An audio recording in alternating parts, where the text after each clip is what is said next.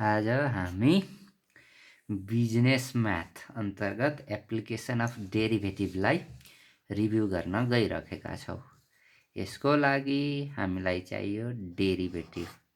कुनै पनि function y equal to f of x रहेछ भने यसमा dy बाई dx अथवा एफ ड्यास अफ एक्सले फर्स्ट डेरिभेटिभलाई जनाउँछ। त्यस्तै यसमा हामी जान्छौँ सेकेन्ड डेरिभेटिभ d2y dx2 अथवा एफ डबल ड्यास अफ एक्सले यसलाई हामी जनाउँछ सेकेन्ड डेरिभेटिभ। अब फर्स्ट डेरिभेटिभ र सेकेन्ड डेरिभेटिभको कुरा गरिसके पछाडि हामी जान्छौँ अब इन्क्रिजिङ र डिक्रिजिङ जनाउने प्रयासको लागि। इन्क्रिजिङ एन्ड डिक्रिजिङ यो जनाउनको लागि हामी फर्स्ट डेरिभेटिभको प्रयोग गर्छौँ। फर्स्ट डेरिभेटिभको प्रयोग गर्दा फर्स्ट डेरिभेटिभ यदि ग्रेटर देन 0 पोजिटिभ भयो भने फङ्सन, म एफएन मात्रै लेख्दैछु, फङ्सन के हुने भयो? इन्क्रिजिङ। र यसैमा फर्स्ट डेरिभेटिभ नेगेटिभ भयो भने यो फङ्सन हुने भयो डिक्रिजिङ। अब हेर्ने, यदि डिक्रिजिङ र इन्क्रिजिङको बिचमा समवेयर त 0 हुन पर्यो। यदि 0 भयो भने यस्तोलाई स्टेसनरी पोइन्टको कुरा गर्छ। यसलाई भन्छ स्टेसनरी पोइन्ट। फर्स्ट डेरिभेटिभ 0 भनेको इन्क्रिज पनि नहुने र डिक्रिज पनि नहुने। र योसँग रिलेटेड एउटा इक्जाम्पल गरौँ। यसले के भन्छ? जस्तो कन्सिडर एउटा फङ्सन y लिदियौँ, x square minus 2x minus 3 लिदियौँ र टेस्ट एट पोइन्ट सजिलोको लागि लेखौँ।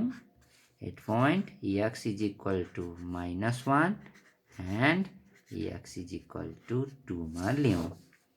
हामीलाई उसले दिएको function y is equal to x square minus 2x plus 3 भयो। यसलाई डिफ्रेन्सिएट गरिदियौँ।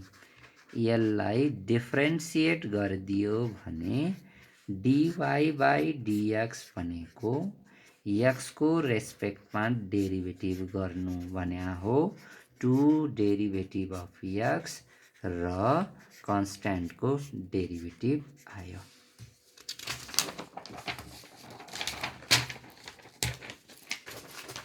अब कन्स्ट्यान्टको डेरिभेटिभ यसलाई नियम अगाडि बढाउँदा एक्स स्क्वायरको डेरिभेटिभ 2x र 2x को डेरिभेटिभ 2, कन्स्ट्यान्टको डेरिभेटिभ 0 भयो।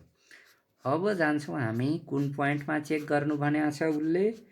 x को भ्यालु -1 मा। x को भ्यालु -1 राख्यो भने फर्स्ट डेरिभेटिभ 2 इन्टु -1 -2, यसलाई सिम्प्लिफाई गर्दा -4 आयो, जुन चाहिँ कि नेगेटिभ हो। त्यसको मतलब the function is decreasing.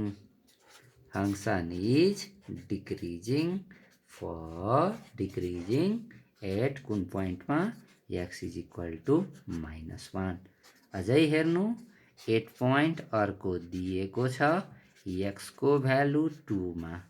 Second derivative हेर्न चाह्यो भने हामीले यसलाई निकाल्दिन्छौँ।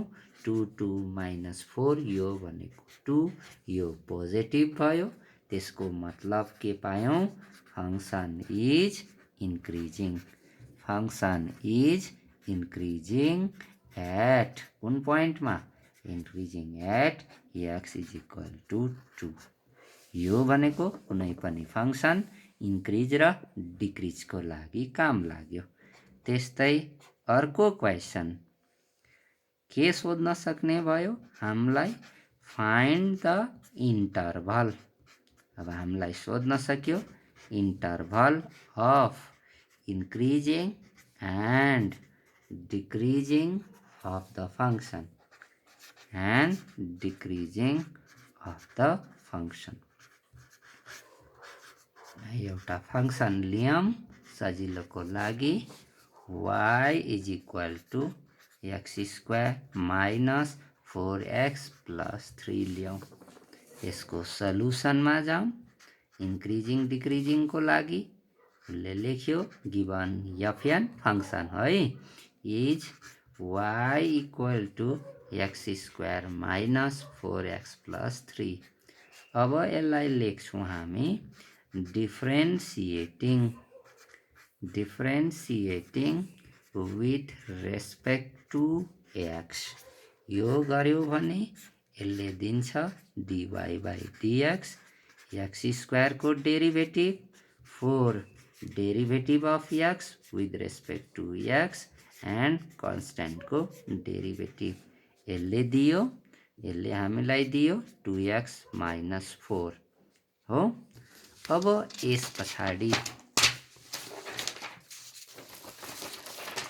यस पछाडी हामी जान्छौं हामीलाई इन्क्रिजिङ लेखेको चाहिएको छ डेफिनेसनलाई फलो गर्ने हो भने the function is increasing if के भयो भने फर्स्ट डेरिवेटिभ पोजिटिभ भयो भने अब हेर्नु फर्स्ट डेरिवेटिभ भनेको 2x minus 4 यो भनेको 2x ग्रेटर देन 4 यसको अर्थ भयो x ग्रेटर देन 2 अब लेख्न सक्छौं हामी the function is increasing in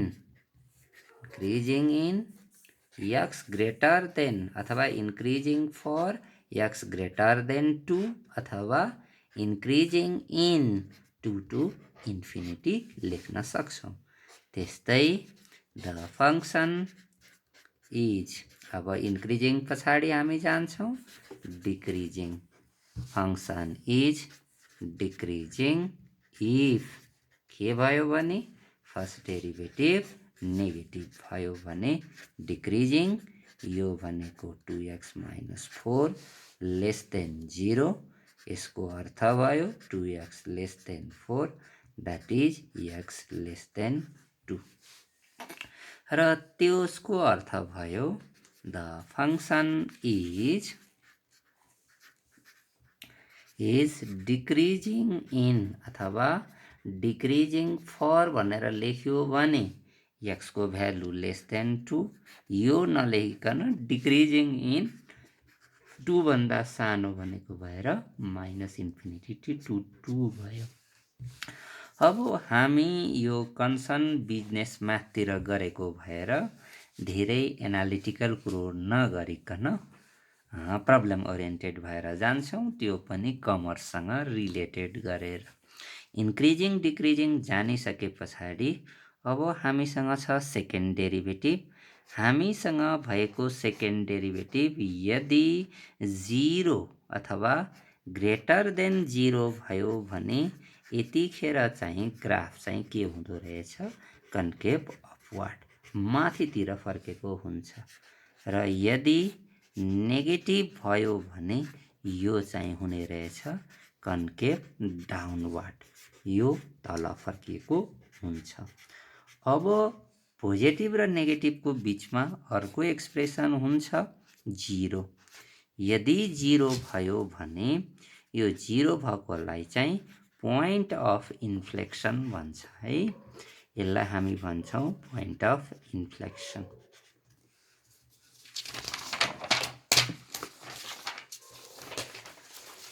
अब हामी जाँदै छौं क्राइटेरिया कुनै पनि फंक्शन को लागि क्राइटेरियामा जान्छौं criteria for a function to have local maxima and local minima यसको लागि हेरौं हामी भन्छौँ function y is equal to f of x is said to have पहिलो वर्ड भयो लोकल मैक्सिमा when के भयो भने फर्स्ट डेरिभेटिभ 0 र सेकेन्ड चाहिँ नेगेटिभ हुनु पर्यो र अर्कोमा जानु पर्यो लोकल मिनिमा when यसले भन्छ फर्स्ट डेरिभेटिभ 0 हुनु पर्यो सेकेन्ड डेरिभेटिभ पोजिटिभ हुनु पर्यो। अब जाउँ अर्को वर्ड छ अर्कोले भन्छ नाइदर लोकल मैक्सिमा नर लोकल मिनिमा। यो हुनको लागि हाम्रो लागि चाहियो फर्स्ट डेरिभेटिभ पनि 0 सेकेन्ड डेरिभेटिभ 0 र थर्ड डेरिभेटिभ चाहिँ नन जीरो हुनुपर्ने हुन्छ। यहाँ क्राइटेरिया लिइरहँदाखेरि लोकल मैक्सिमा र लोकल मिनिमाको कुरा गरिरहँदाखेरि हामीले यहाँ भनिराखेका छौँ कन्क्याभिटीको कुरो। जस्तो एउटा हेरौँ यो ग्राफ यदि y equal to f of x को ग्राफ हो र x is equal to a भन्ने पोइन्ट लिए भने यतिखेर यो ग्राफमा हेर्दा x को भ्यालु a हुँदा फंक्सनको भ्यालु चाहिँ सबैभन्दा सानो देखिन्छ कारण यसको नजिकैको केही दायाँ अथवा केही बायाँ गएमा सपोज h चाहिँ प्लस भयो h चाहिँ माइनस गर्यो भने यो point f a minus h यो f a प्लस h र यो हाइट चाहिँ f a हुन्छ र यहाँ तुलना क्लियरली गर्न सकिन्छ f a चाहिँ सबैभन्दा सानो हुन्छ अर्थात् यस्तो स्ट्रक्चर भनेको कन्केभ अपवार्ड हो र यही फिगरलाई यसरी हेर्नुहुन्छ भने जस्तो यही a पोइन्ट भयो यो function y is equal to f of x भयो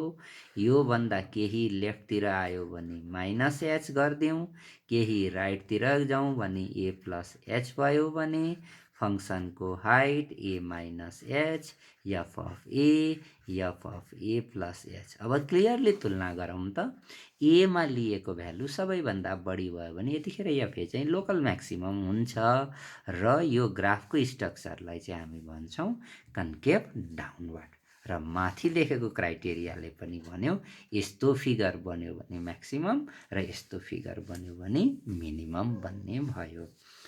अब हामीलाई सोध्ने हामी युज टु हुने क्वेसन्सहरू जस्तो एउटा क्वेसन डिल गरौँ जस्तो दिएछ एउटा फंक्सन र यहाँ क्वेसन नलेखे पनि गर्न खोजेको कुराहरू हेरौँ 4x³ minus 6x square minus 9x plus 1 एउटा लेखेँ र यसले हामीलाई भन्यो मैले लेखेँ फाइन्ड भने local maximum and minimum value local maximum and minimum मैले MIN डट लेखेँ त्यो बुझिन्छ भ्यालु है र अर्को भनेको पोइन्ट अफ इन्फ्लेक्सन र पोइन्ट अफ इन्फ्लेक्सन लेखिरहँदा यसलाई हामी भन्छौँ इफ पोसिबल र याद गर्नुहोला या इफ पोसिबल भन्ने वर्डलाई विचार गरौँ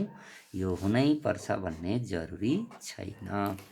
हामीलाई दिएको y is equal to 4x³ minus 6x square minus 9x plus 1 यहाँनेरि म डिटेल प्रोसिडियर नदेखाइकन यसलाई डिफ्रेन्सिएट गरिदिएँ डिफ्रेन्सिएट त्यो पनि clearly with respect to x first derivative गर्दा मैले यहाँ प्रोसेस देखाइन डाइरेक्ट लेखिदिएँ र हेर्न सकिहालिन्छ र सेकेन्ड डेरिभेटिभ गर्यो भने यसले दिने भयो हामीलाई 24x माइनस 12 यो चाहिँ हाम्रो लागि सेकेन्ड डेरिभेटिभको कुरा भयो।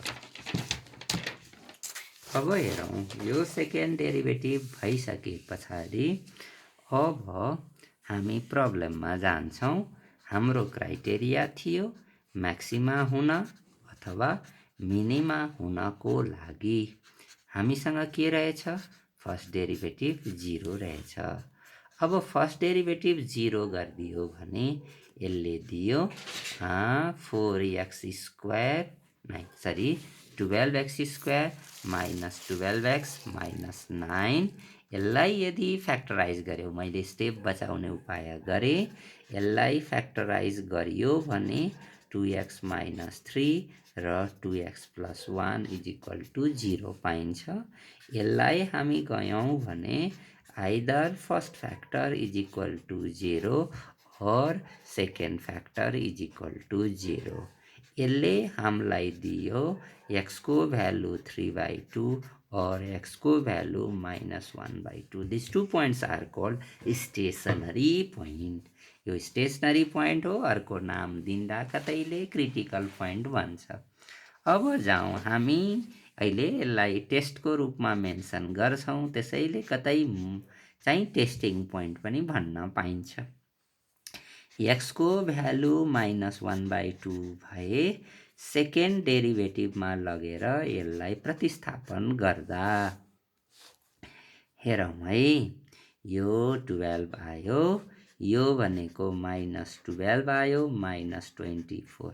अब सम्झौँ त क्राइटेरिया, यो नेगेटिभ भयो भने अब हामी के भन्छौँ, फङ्सन इज के भयो, म्याक्सिमम भन्न पाइयो।